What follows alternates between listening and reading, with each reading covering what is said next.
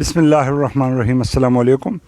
د وخت کې تنګي نصرزو بازار ته راغلم او د حکیم وسیم صاحب یو دکان دی د پنسار او د حکمت یو نقشه جوړوله. تاسو ته پته ده زمام د شوق دی، هابي ده او د حکیم صاحب هم دا پروفیشن دی. خو په ټول به نه کې د معدې یو نقشه ده سرتاج حلیم صاحب ته چې صفت کړو د ټرای کړه او د اوس خلکو ته مخول غواړي. نو سرتاج صاحب اول خو تاسو مینوال څخه خپل تعارف وکړه، د نقشې افادیت ورته ووایي چې تاسو دا یوز کړه، نو بیا به وروسته دا انګریډینټس ووایو. جواد صاحب ډېره مهرباني ستاسو. دا خو د زما ته د معدې اسیډیټي چې کوم مطلب تیزابیت د هغې ډېر تک شکایت اوس چونکې زه چای ډېره زیاته څښم، نو د هغې دپاره بیا ما د وسیم صاحب خدمات حاصل کړلو او وسیم صاحب په دغه باندې ما یو ځل مخکې هم دا استعمال کړه، ما ته خو ریزلټس یې ډېر ښه راکړل. بسم الله الرحمن الرحیم. السلام علیکم. سر جی په دې نقشه کې 20 ګرام سنامکی ده، 50 ګرام سون دی او 5 ګرام کاغذ دی سونپ.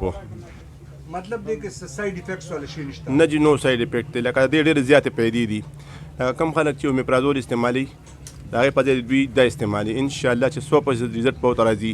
سایډ افیکټ به بالکل نه وي، کولیسټرول به ورسره نه وي، شوګر لیول به ورسره نارملي بالکل اوکې به وي انشاءالله. نو دا تاسو ته دا نقشه وښوله، اوس په مینوال په دې کامنټ سلو او بیا هم ټرای کړي. ډېر اسانه، یو ځل بیا ورته ریپیټ کړه څه دي.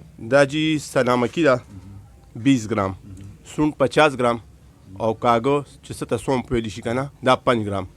دا به درې مڼه والي مکس پې کړي، میده به کړي او بیا دې ته یو وړه چمچه سهار او ماښام ګرینډر باندې وکړو. دا جی تاسو ته مخکې کومه تاسو وګورئ جی. تاسو ګورئ دا وسیم صاحب یو ځل دا کړل، بیا تاسو ته ګرینډ کوي چې تاسو ته اسانه شي، ځکه چې خلک وایي نقشه جوړول ډېر سمپل او ډېر افادیت.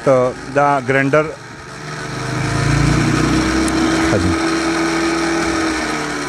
نو دا تاسو ټرای کړئ او بیا به موږ ته فیډبیک ضرور راکوئ. زموږ پیج په یوټیوب جواد خان تنگی او په فیسبوک ساده ژوند.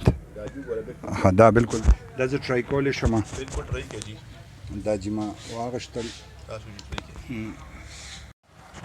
ډېر مزدار ټیسټ و او افادیت پې وروسته پته لګي. بلکې زه به سرتاج سره اوس یو ګوته کوم، هلک بت علمه دی خو به ماله نه راکړي، خو زه بت علم ځکه چې دا د فایدې شي. سرتاج هم کار خیر کوي، مونږ هم کار خیر کوو. نو زموږ یوټیوب پیج جواد خان تنگی او فیسبوک ساده ژوند ګورئ، موږ ته فیډبیک ضرور راکړئ. مننه.